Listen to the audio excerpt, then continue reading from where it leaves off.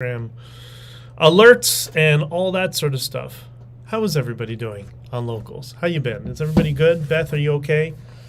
It's good to see everybody, as always. Failed to post the tweet. Okay, I don't know. I didn't even know I had it set up to post a tweet, but it is what it is. Good morning. And Jesse, good morning, y'all. Hope your Thanksgiving was amazing. Hit the like button. Yes, please. Like, share, and subscribe. And Jesse, I hope your Thanksgiving was awesome as well. I didn't get to have that haircut that I desperately need because I was in the truck trying to limp back, actually, to Canada. One of the things that really sucks sometimes is you have a potential mechanical failure that Bridget will make fun of me for. But I did, and I rejected my back haul and came home empty because I didn't know if I was going to make it back. But I did, and we'll see how much this is going to cost in terms of repairs. But not going to let that spoil my mood. Why? Because we're all here today. If you're out west, I want to say to you good morning, and an amazing morning, and good morning to everybody out east, and afternoon if you're overseas. Welcome to the Freedom Coffee live stream, where we celebrate the freedoms that we have and some that we fought for, and we work on ideas to expand those freedoms in the future. And we do that through a couple of ways. Firstly, we do that around coffee because we have to be awake, we have to be alert, and we have to be out of a state of anxiety. So we have to be in a state of positivity. And what makes you more positive and more happy than a cup of coffee, right? At least for those of us caffeine addicts. And number two, when we sip our coffee, then we slip ourselves into a positive mindset, and we're able to take the noise of all the negativity of the world, and we don't ignore it, but we kind of put it aside. Let's compartmentalize so we can deal with things in the short-term future. At least that's what I try to do, and I try to help some of you guys do. And people talk about being a positive person. I think being a positive person is a skill. It's a skill you develop over time. It's not something that comes naturally. Some people, maybe it does. But it's a skill that everybody can learn. And let me just start this here. I forgot to do something. And if we focus on understanding that positivity is a skill, it's a mindset that you learn to develop through different techniques over time, it becomes easier not to allow the noise of negativity and outrage of the world affect us all. So, on that note, we're going to try and discuss some difficult or annoying issues that's happening in the world, but we're going to try to not go down the rabbit hole of negativity and allow it to affect us in a negative way. But we can address the stuff, stay positive, and maybe focus on some positive outcomes and positive framing at the same time. Jesse says, good morning, Bridget. Oh, Bridget and Jesse are here as well. Hopefully this... No, it wasn't. Bridget's asking if it was a deaf issue. No, it's not a deaf issue. I don't know what it is. I don't think it's the turbo, because the turbo was replaced last year and cost me a fortune. I don't know what it is. I think it's, I don't know. My guess would be a leak in the exhaust somewhere because it's starting to bleed off and losing power a little bit. But again, the turbo's brand new, so who knows? Who knows what it is? Welcome to trucking, everybody. Fake trucker, right? Like all those feds said, oh, Dick, remember during the convoy, all those feds got online? Oh, Dictor's not even a real trucker. Yeah, you can see my bills. See how the bills are very real. Okay, I want to just start with something I tweeted this morning as we talk about some difficult issues, which is this. And this is my tweet. I'm going to read it for you. Have these two obvious statements been forgotten? Number one, don't hate the people you disagree with. And number two, don't hate the people whose opinions you criticize. Have people forgotten that just because you disagree with somebody, especially online, that just because you disagree with somebody doesn't mean you hate them, doesn't mean you want any ill will for them? I mean, listen, there's people we dislike. There's no question. There's a few people that I kind of I could say I would describe them as I hate them, but I don't allow that to really affect the rest of my. I largely just ignore them. But people you engage with who disagree with on certain, especially political issues, do you hate them? Well, why would you hate people who disagree with you? You know, like I know when I did the trigonometry interview, I'm sure there's topics that we could have talked about that we disagree with, political issues, whatever. But I would never hate them as a result of it. Okay, we disagree. There's some things you agree with, some things you don't. And I've mentioned a few times that when I'm going for coffee with Connor and Stelios from Lotus Eaters, who guys are very, very different political mindsets, different political opinions, but they don't hate each other. They just talk it out all the time. And then sometimes they're like, okay, well, this is not something that we're going to agree with. So I think just a really important thing that just because I might disagree with people or even criticize people's opinions doesn't mean I hate them, and and vice versa. They shouldn't be hating me. Now, people in the political frame buy into that, the political operatives, because they look at the world exclusively through political glasses. And when you do that, it's always my team versus everybody else. But we shouldn't be like that. Leave that to the political losers to be like that. Bridget says, did you check the sensor to and from the turbo? Bridget, of course not. Of course I didn't do that. Because listen, Bridget, I'm used to like V8s, V6s, little 4-cylinder turbo engines on a car. Diesel is something new to me. I'm still learning. I just, I'll let my guys figure it out, and they'll teach me what happened, and I'll let you know. But anyways, yeah, it sounds like it could be a sensor because I noticed it's starting to be intermittent. So that might be it. But anyways, I don't know if it's related to a blow-off valve or something like that. But anyways. All right.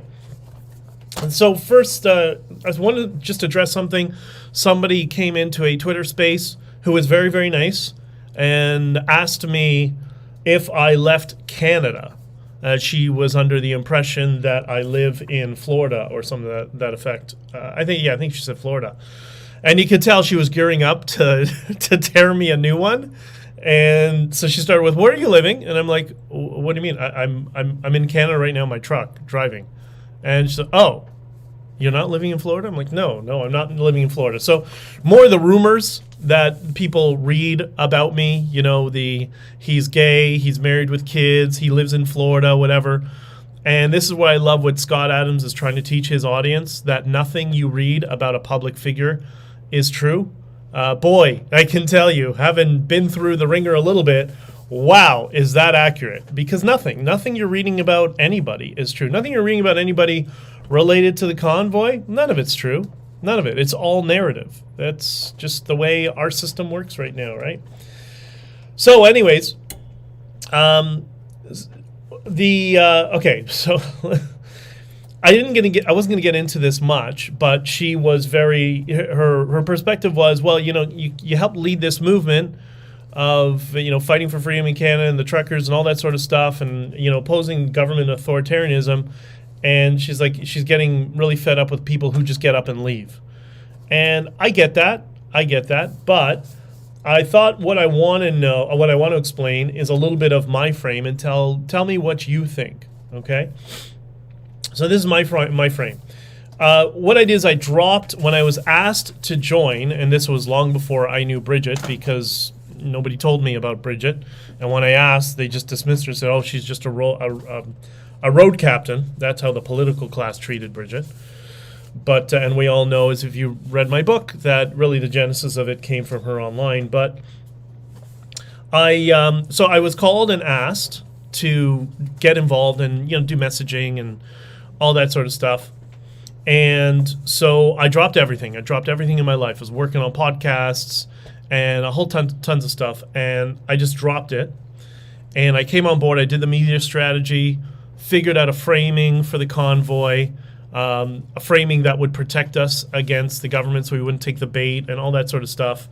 I reached out to everybody I knew for years that I never asked a favor of, some of them with very, very large platforms. I reached to every contact that I had to try to get help and attention. on the convoy, because you remember in the beginning, the legacy media was ignoring it. I call it mainstream. It's fringe corporate media or legacy media. So I reached out to every contact that I had. During the convoy, I rode off my car, drove into a tree. 45 minutes later, I was on Steven Crowder, so I didn't stop, despite destroying my car. I broke my ankle the next night. Again, I didn't stop. Had 2 surgeries. I didn't stop. After the second one, the first one was just a reset, but the one that was the actual more serious surgery, 2 days after my surgery, I was in the freezing cold with my broken ankle on stage, high on Deloitte, trying to do my weekly thank you speech for everybody who supported us. We had conservative saboteurs trying to destroy us from the inside. I didn't stop. So I didn't stop after the surgeries. I didn't stop after breaking my ankle. I didn't stop after, even when I saw people were trying to sabotage. Actually, I tried to do my best to prevent them, because I was warned about the people who showed up who were tied to the JCCF, that it's just a rage farming organization that brainwashes conservatives to raise money for themselves. I got dragged into a class action lawsuit that Bridget is involved in as well, where we're being harassed for $450 million for a few small businesses. I don't know how that happens. And what did I get? Now remember, this was somebody who was inferring, you did all of this, you have to stay and fight. So what was the result? The positive was we all got our freedoms back. So, or at least we had somewhat of a return to normalcy. It took time, but we got there. But, me personally, which is when they say, you need to stay and fight, and you fought and all that sort of stuff. Well, what did I get? I don't know. The people who sabotaged us raised millions of dollars off of our backs, and then they stole it for themselves. I've had a mob of, quote, freedom fighters, degenerate lunatics, targeting and harassing me on behalf of the political class for the year and a half. I had an idiot lawyer, I call him Fuckface Miller. Remember Miller time? Fucking asshole. Trying to frame me on stage during the POEC when what he said he must have known was objectively false, but yet he still promulgated this in the middle of a commission. Had Wilson targeting me and lying about me on the record at the POEC, trying to defame me and myself and others as well. That's when he said, basically the convoy drove lunatics. It attracted lunatics like moth to a flame. And all I did was exactly the favor I was asked to do. That's all I did. And now listen, I'm not complaining, by the way. I'm very happy that we have somewhat of a return to normalcy, okay? That's not why I bring this up. I'm not bringing this up to complain.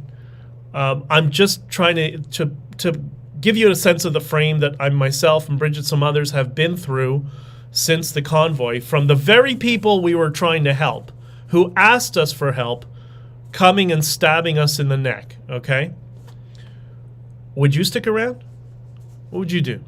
I'm stuck around, I'm sticking around. But would you stick around after that? After all these people that you helped, at the first opportunity, because you won't engage in political team play, and they're all getting bribes from political parties, political parties, from donors to political parties. Some of them are getting $3,000, some are getting $12,000 for their organization, and millions of dollars have been flowing to defame myself and others and whatever. Would you stick around? Would you stick around to continue to help? I don't know. It's that's the reality of what they've been trying to do. Again, I'm not playing the victim narrative. Let them bring them on, because I'll fucking destroy them all, which is what I'm going to do, right? But would you stick around? And also, to add to that, do you understand why people don't speak up, right? Because if you do speak up, and I know some other people have been through this as well, where they do speak up and try to draw attention to some of the corruption, some of the dangers that are happening within our political class, what happens? The political class sells them out and targets and harasses them, which is exactly what's happened to us. Now, I personally, again, I don't care, because I have nothing but contempt for politics and our politicians. They really are. Most of them are complete morons, but they're sneaky morons, right? They're, we use the word criminal a lot, and sometimes people use it sloppily. So let me kind of define it, the difference. These people are criminals. They're not convicted criminals, but they engage in criminal-like behavior all the time. That's what I just described. This is what a criminal does. A criminal tries to exploit the weakness in every system, right? That's what they did with the Freedom Convoy. They tried to exploit us, and then they tried to go to you, the donors, and exploit you for money that they kept for themselves, or to funnel to their other lawyer friends, right? So, I know, we're getting to the positivity. I mean, the positive frame around all of that is the fact that regardless all of the nonsense that we've been through, I think society, let's take the noise about what's happening in the Middle East right now, in terms of our individual freedoms. We're not wearing masks right now. You saw they were trying to test the whole bringing back mask mandates, about a month ago? You saw how that burned. That just died right in front of them, and we're not going to be going anywhere, right? So that's the positive in all of this. That sacrifice that we made and that I made, despite all the people who turned on us and stabbed us in the neck, we still were able to move to a better future, which is I think we're going to. So that's a good thing. All right, another thing this is interesting, popped up yesterday when some people were sending me some messages. Mr. Free Speech, grifter Ezra Levant, as I describe him, has blocked me on Twitter, or it blocked me. I can't see his tweets for whatever reason. And I'm just curious, is it because I asked the question why Ezra Levant and Rebel News spiked the exclusive interview of Tamara and myself on January 30th? This was the exclusive interview for the entire world, for the biggest news story in the world that Alexa recorded, and I've posted the picture, I'll post them again. That was an hour long, that explained all of us in our full context. We would have front-run the legacy media, and everybody would have known the entire truth of why we're being there, what our grievances were, and all that sort of stuff. We gave the exclusive interview, or I gave the exclusive interview, because I told Tamara not to leave, to Rebel News, and what did they do? What did they do? They didn't even upload it. Yet they have the content, because they still, when they want to focus in on Tamara to exploit you for more donations and more money, and to ensure nobody else can raise money, they sometimes use some of the footage where Tamara is sitting next to me, and you can see my sleeve in it. It's such bullshit. But anyways, I also happen to know where Rebel News gets its money, and it is fascinating. It is fascinating, especially the foreign sources of their funding. That's right. They do get foreign money. But in my opinion, people like Ezra, they have... for those of you who don't know the Jewish community, it's kind of complex, but this is an important thing to understand, especially for the Fed McKenzies of the world, or people who buy into their bullshit. Ezra has this disease that some people in the Jewish community have. What it is they can be the only person from that community who speaks. So what happens if somebody else gets more attention, or better articulates an argument, or reaches more people, like Daniel Boardman, Ezra will just stab them in the back. There was another guy. He was a member of parliament for the Conservatives. I can't remember his name. I don't really care, but he was the same thing, right? There was they always had to be the one who could speak. Nobody else could speak, and that's the disease that Ezra has. Maybe that's why he refused to upload the exclusive interview for the biggest news story in probably Canada's history at that point. And the reason I say that is, let's remember that every time somebody says all the Jews work together. No. They're a group like everybody else. We have a bunch of assholes, Ezra Levant being one of them, and that's just the way it is. All groups are like, that's why it's not helpful to talk about different groups and to focus on individuals, because when you focus on individuals, then you can pick out the assholes in those groups, right? So it doesn't really matter. So if you're watching Rebel News, you're not watching news. You're watching paid political propaganda. It is a pay-for-play organization, and I've talked a little bit. I'm going to a direction with this whole Con Inc. thing, which is really fascinating, and that's what you're watching. So if you watch Rebel News and you think what you're watching is fact, it's not. Now, that's not to say when they show up with a camera and they see a whole a gathering of terrorist supporters in Mississauga. Yeah, that's accurate. But guess what? Anyone can do that. You can do that too with your cell phone, right? So that's not a journalistic organization, right?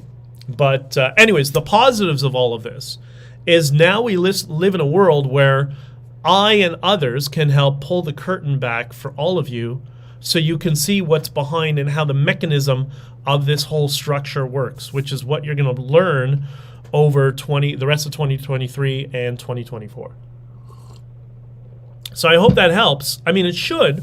The truth always helps, right? I mean, that's just my experience. Ken says, who funds Rebel?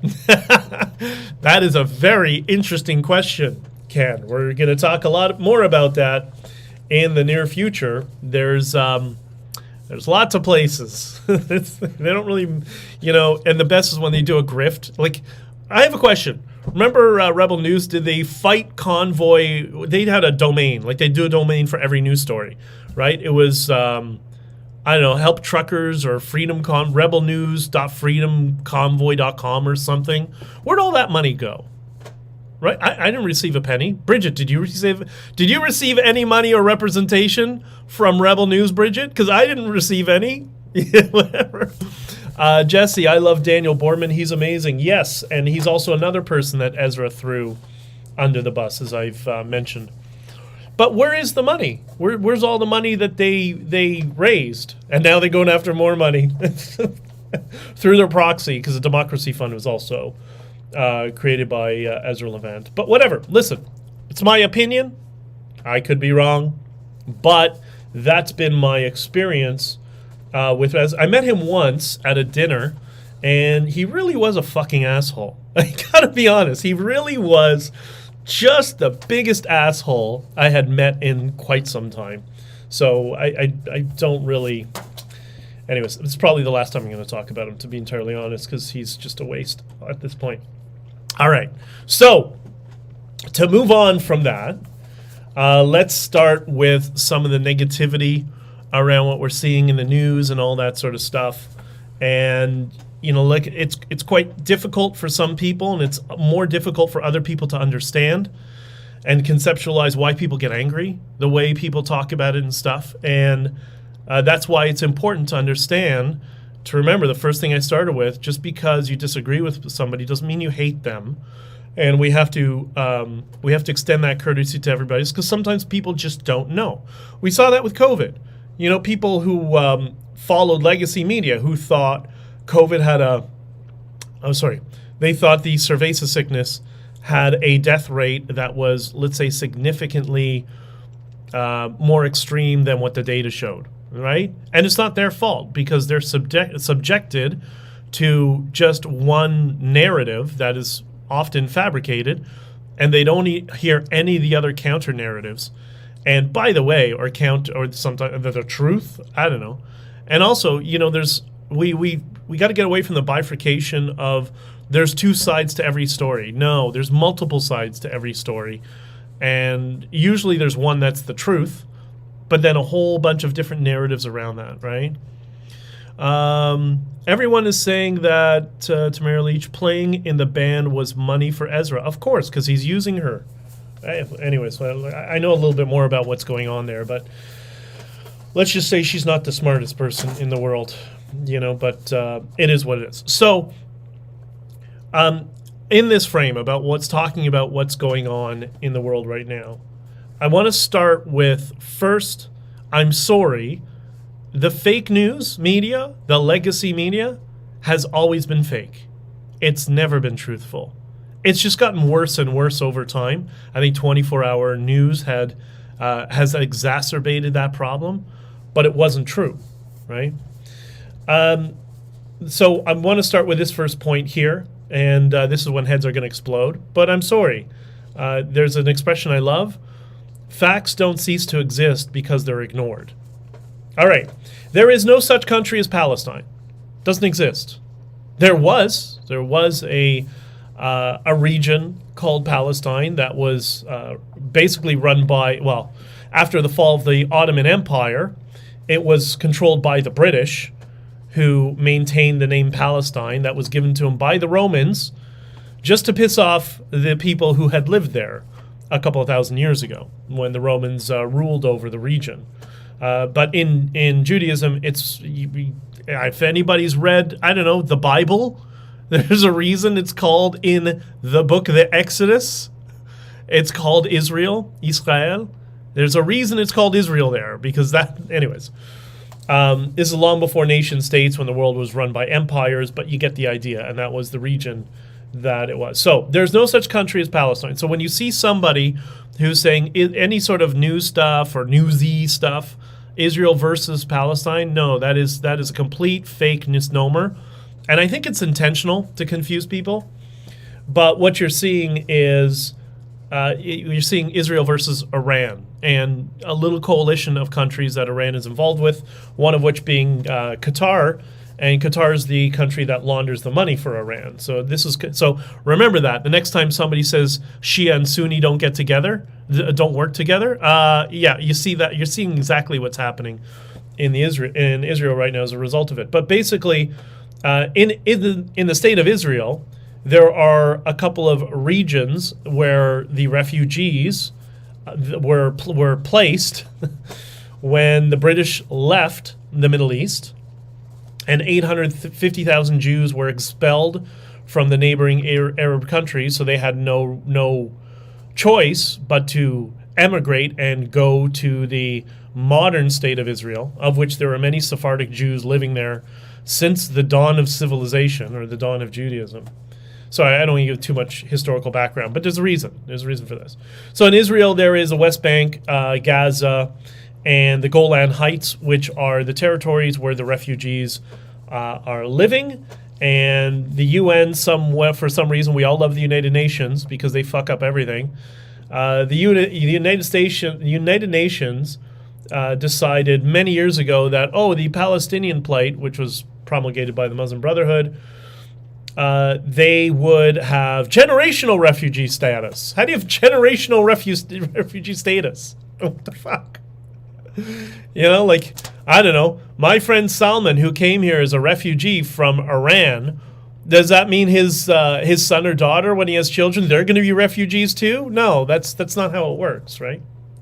So anyways, the basic point of this is when you start to see Israel versus Palestine, you're either seeing people who are deliberately trying to fabricate a narrative, or they just don't know. And it often, again, the fake news has been fake news for a long time. And but the country of Israel, if you look at the Palestinian flag, the Palestine flag before 1948, you'll notice it's blue and white with a Star of David on it, because it was a Zionist government back then, even back as the World's Fair in, 1914? The World's Fair, where the government of Palestine had an exhibit, and it was a Zionist government, which has always kind of been the case, as you can go back and read it in the Bible. So, but anyways, what do I want to write down here? So the problem here, the reason I want to bring this up, why do they keep using that? Why do people who want to deceive you keep using this word Palestine? Why in the 1960s did the PLO create this brand of Palestinians, which didn't exist before? That's all. This is a branding exercise from some exiled Turks who were from the Ottoman Empire. They're Arabs. They're just Arabs from the region who lived under the Ottoman Empire. Why are they doing this exercise, right? Well, it fuels. I'm going to get to the why in a second, because there's a strategy behind it. But it fuels the problem that we have in the West when this issue comes up, especially amongst the lefties who really Look, they mean well. They don't want to see people die. But they have a very superficial view of the world. Some of them, not all of them, but some of them. And we've been taught and trained through our education system on this particular issue that defer to the moral equivalency.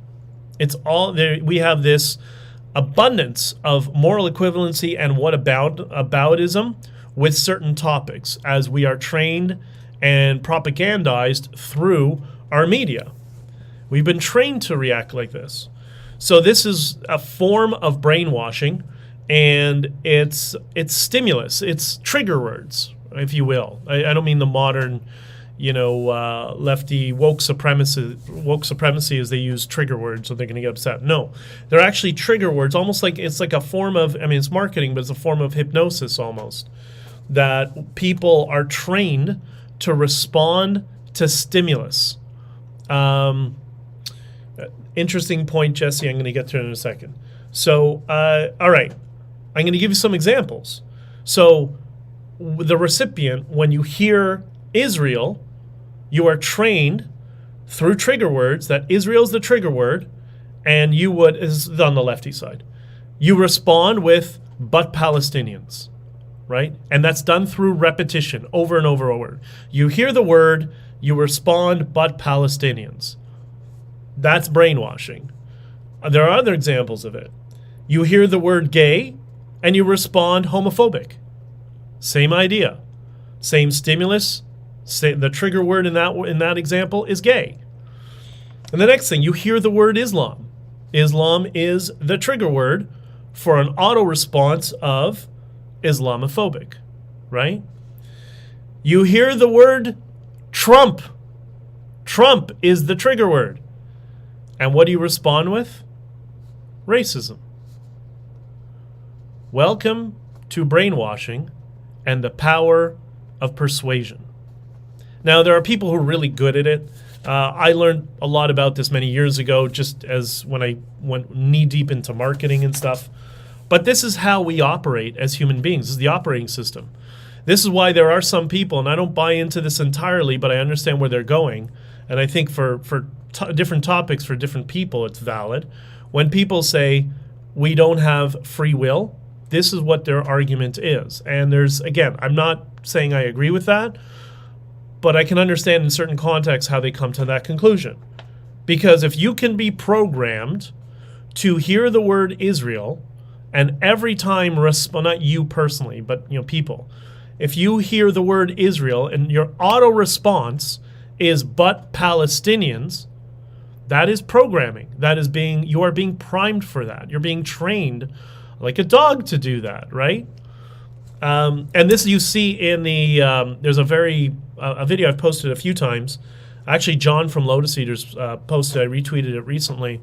It's that John Birch Society video from 1969 where they're reading from the Communist Manifesto, and they're explaining that, I can't remember the exact wording that he used, but he said, in the party directive, it says when, a certain undesirable is becoming problematic, blame them with some of the exotic words, or apply a label to them, like racist, anti-Semitic, many of these words that we hear all the time, because that is the process of trying to brainwash people utilizing these trigger words, right? And it's done through repetition, and it's been done through repetition in our society through our education system, right? And it's been promulgated by a bunch of people who, they're not evil, they just believe it. They believe it, they buy into it, and then they train the next generation to do the same thing. This is kind of what Yuri Bezdomov was talking about. And a lot was occurring in psychology in the turn of the century. That's why you have Bernays and Freud that were so influential, because these people started to understand on a very basic level. It's so much more advanced now, but how human psychology works and how we can all be programmed to regurgitate an opinion. And that's what the political class is using. And might I introduce you to Rebel News? Think about all the things you get angry about in politics. How many of you were watching Rebel News a lot and started to adopt their opinions, right? And it's not to say that they're evil. They just have a certain political bias, and they're trying to persuade you sometimes in the opposite direction of some of this nonsense. Okay, well, that might be good, might be bad. That's why people and entities and life is not good nor bad.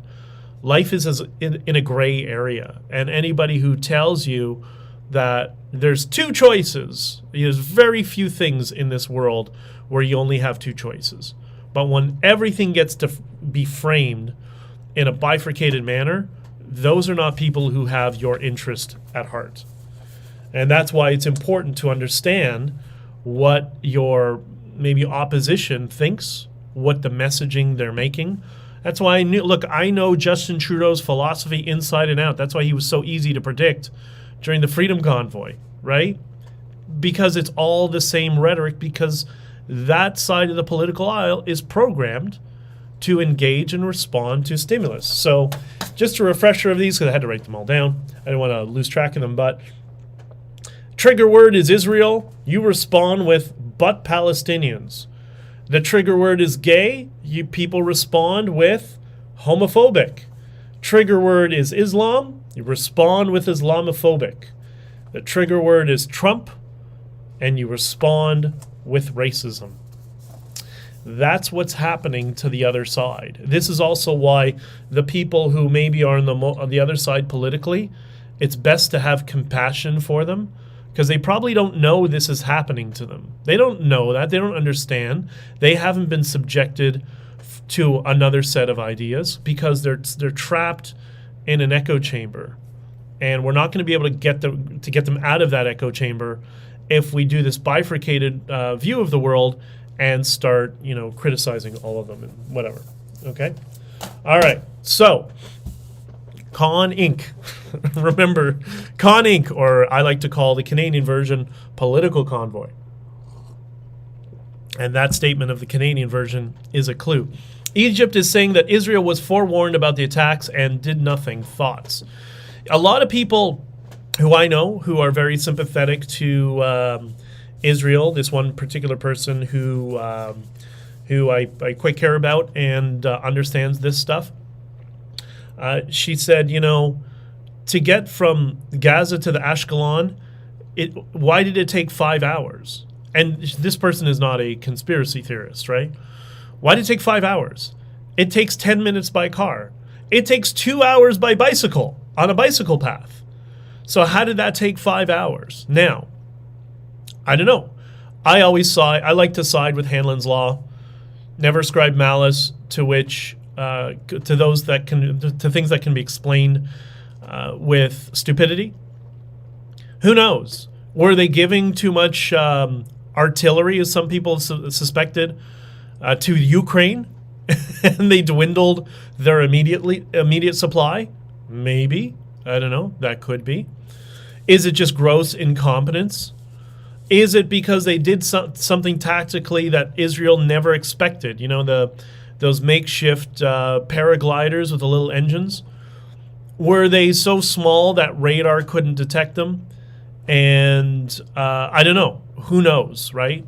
I'm sure at some point they'll figure it out, right? But there's going to be some people who've got some answering to do, because it's supposed to be a very, very secure country. It needs to be for their tourism industry. And, if you've never been to Israel, it's not about being Jewish. Like, if you're a Catholic or you're a Christian of any sort, I know a lot of Christians who have gone there, and not even religious Christians.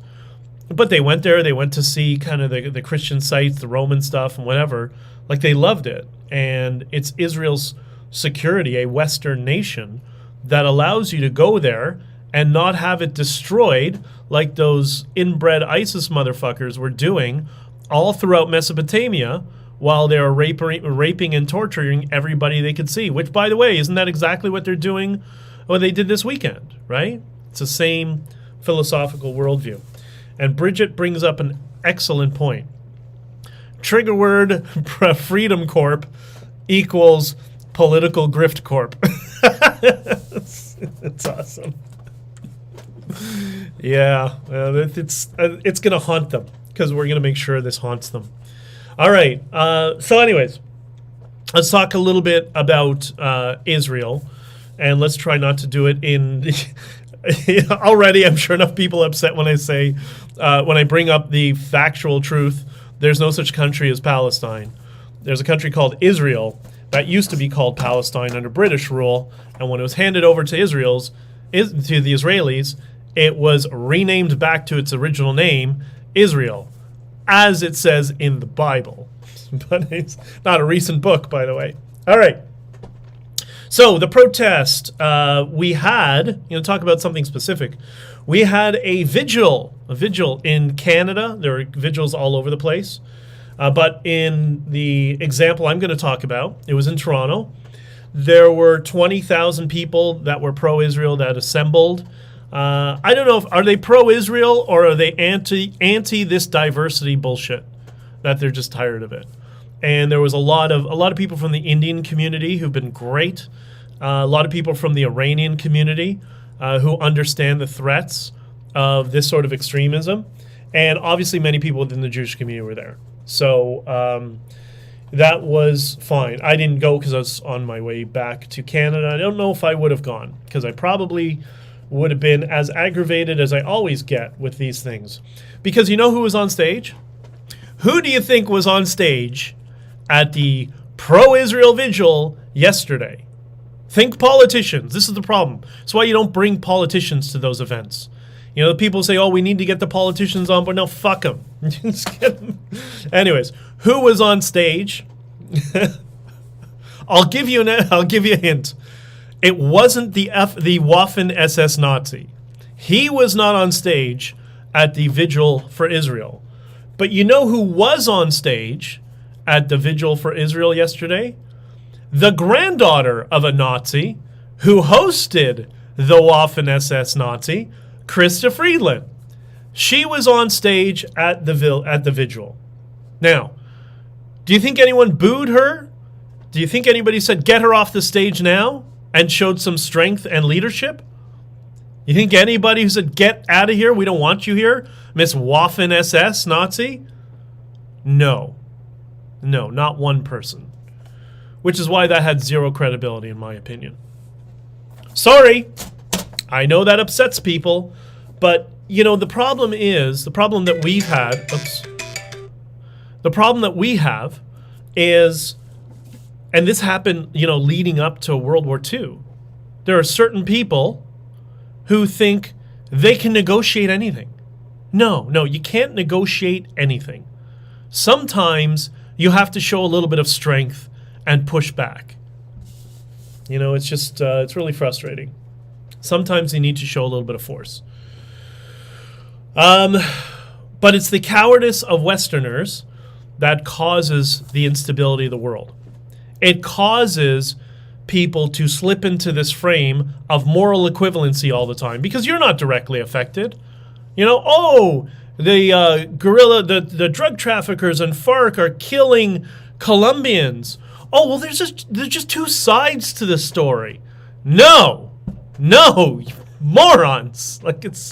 Sometimes there's a good side and a bad side, and then a bunch of people who are really confused and are somewhere in between. And that's where you get a lot of those are the people you should be reaching, in my opinion. But this sort of nonsense is why I speak out. This is why, because nobody else is doing it, right? Everybody else, this is going to be a great, powerful moment. Well, no, you had the granddaughter of a Nazi who just hosted the Waffen SS Nazi in Parliament, and none of you had the balls, not a functioning testicle, to throw her out, because you have to make everything political. Frustrating. They're still going to clip this and put this out there. I hope they do. I hope so. Okay, so where's this positive frame around all of this? Well, the positive frame is there's some of us who will speak out, and you should too, right? The other thing is what's going on in Israel, we're lucky is that it's not here yet. It will be if we don't change course with some of our policies here. But hosting the granddaughter of a Nazi who hosted a Waffen SS Nazi in Parliament, that's not changing course. That's just going to make things worse. Because what you're allowing politicians to do is show up at your vigils and to to vote harvest for an upcoming election. That's what you're doing. It's really frustrating, you know?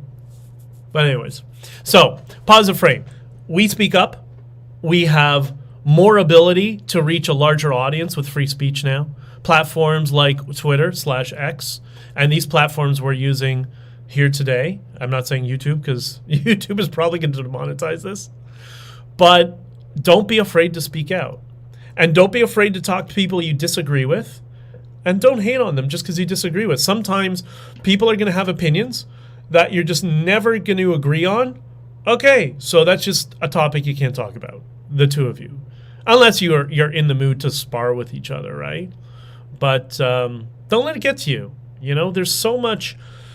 I don't know. I think as I'm looking to see what's going on in Israel, what is interesting is there are people who really didn't care about Israel, and some of them who still just don't care about Middle Eastern politics either way, which is fine. They don't have to. But they're starting to now realize, oh, okay, the curtain has been pulled, and just like we're trying to show you with the political convoy and Con Inc. and the people who try to manipulate us, who are on the more conservative side of politics, that there are some games behind the scenes. Now people see behind that curtain behind them that, oh, this is what the Israelis have been complaining about. This is the sort of barbarism that they're talking about. You know, I don't know if you saw, I posted the video of in Australia, burn the Jews, kill the Jews, all that sort of stuff, right? Just really, really extremist stuff. And it's interesting how people from the Middle East who escape, and believe me, there are legitimate people, friends I know, who legitimately escaped the Middle East because they wanted to be Western, and they are Western. But it's amazing how many groups there are in cities around the world. Callum from Lotus Eaters brought this up. That, it doesn't matter the city you go to, Montreal, Toronto, Los Angeles, London. All of a sudden, there's a whole bunch of people who claim to escape the Middle East, but do like going out chanting death to the Jews and holding the flags from the country they claim to escape from. Right? Or maybe it's Hijra. I don't know. You know what Hijra is? Look it up on the internet. It's fascinating. Anyways, that is what it is. The last question I want to bring up, and WTF, her family killed how many? Yeah, exactly. You're talking about Krista Friedland. Well, no, her father was a Nazi propagandist for the Waffen SS as well, if I'm not mistaken. But he ran a newspaper, meaning he volunteered. He wasn't conscripted. He went and ran and thought, hey, this is a great idea. Let's kill a whole bunch of Jews. Oh, and by the way, a whole bunch of Germans as well, and Poles and other people around Europe who suffered at the under the boot of the Nazis, right? But anyways, shouldn't say that word on YouTube. YouTube gets upset. Okay, I want to explore this idea and tell me what you think. This idea of war is maybe not that war is necessary at certain times. So I was in Boston about a year ago, and I was at a Bitcoin event, and was invited by a bunch of my friends there. Bridget had met some of them. Her and Chaba had met them, and they were hosting Jason Lowry. And Jason Lowry is, in my opinion, is brilliant, absolutely brilliant. He's in the U.S. military. He was in the Air Force. He's since moved over to Space Force. He's a big Bitcoiner, computer guy, and I think he probably is back at the White House now. Back in the military now. But he took time off to go to MIT to do his thesis. Not a dumb guy. You're not doing a PhD at MIT if you're dumb. And he has a book out called Soft War, which is his thesis around Bitcoin, which I understand some of the criticisms. I get the criticisms. But I largely agree with the aspect of his thesis about how Bitcoin will help governments revitalize our electrical grid. I thought that was absolutely fascinating. But anyways, one of the things he discusses in his presentations is war and warfare, and he thinks he's hoping, I guess, we're trying to move in away from an era of kinetic war, which is what you're seeing right now in Israel, into a non-kinetic war theater in the future. And I think he uses the word war to be a little bit hyperbolic, but I understand what he's getting at. I like his thesis because it speaks to policymakers and government. That's kind of around the whole energy grid thing. But one of the things he brings up philosophically is, he mentioned this in the talk that I saw, is why war is important. And this seems to be lost amongst the hippie boomers from the 1960s who don't seem to get it, that war, unfortunately, as traumatic as it is, sometimes it's necessary. Because what war does is it gives us borders. And what borders do is it allows us to protect our value system within a certain region. It's the reason women in the West aren't treated as property or as slaves like they have been in various places throughout the Middle East for centuries, right? Whether it's Libya right now, which is the largest slave trade in the world right now, is in Libya, and significantly larger than the slave trade that ever occurred in the United States a few hundred years ago. Much, much larger. And that's occurring right now, today. But it doesn't happen in the West because we have borders that resulted from wars that allow us to protect the values of having an open and free society within our borders. And I think that's very interesting. That's something that is missed upon people. You know, I hear so much criticism about we all grew up with criticism around the Vietnam War, and we get it. I'm not saying that shouldn't be criticism around the Vietnam War. There's no question. There's a lot of shenanigans that goes on with some of these wars. But what are the purpose of them? Well, right now we're fighting communism in our governments in downtown. And the idea was to fight communism through proxy wars in other jurisdictions. Both suck. I get it. I'm not saying, again, life is gray. I'm not saying it's good nor bad. I'm just saying that there is a utility in humankind, which is why we've engaged in warfare back to the Sumerians, to the first civilizations that we know of, because that was about protecting, ostensibly, it's supposed to be about protecting our value system. You know, James Burke Connections, his series that I used to watch as a little kid, his episode number 1, which coincidentally was filmed, the first part was filmed in the World Trade Center. He talks about, it's about nuclear proliferation, and that the whole philosophy behind it was that is the lengths to which we in the Western world are going to protect our value systems of freedom, that we would arm ourselves to the teeth that would destroy the planet just to protect our value systems of freedom. I'm not saying it's not being co-opted by corrupt politicians, stuff. I get that. I'm just talking academically, though, the philosophy behind it. And the threat at that time was an opposing philosophy, which was authoritarianism in the name of communism, that we would go to the end of the earth to protect the value system. That's what war does. It sucks. I get it. I know it. But it's the reality of the human experience, whether we like it or not. And that's why what's going to happen right now is, Israel is going to war with Iran, right? Let's not call it Hamas. It's Iran. It's Iran and Qatar. They're money launderers that launched that attack on Israel. So they're going to go to war. I predict they're going to go to war with Iran. Or maybe not a hot war like we would see it, but they're going to take out the leadership. They're going to pull a little, what's his name? Kasami? Whatever the guy's name is, yeah. They're going to pull a little bit of that in the next little bit, and we're going to hopefully see an end to it, right? Apparently, all the people said to use crypto as legit money. Yeah, there seems to be that. I've learned a lot about this week. It's funny you mentioned that, Ken. I'm doing some research with some people that there is a lot of Islamist activity with certain crypto projects. So Bitcoin is one thing. Bitcoin is proof of work, decentralized protocols that nobody controls, no company controls it. There's no CEO of Bitcoin. It's a protocol like TCP, but it's used for money, and it's decentralized.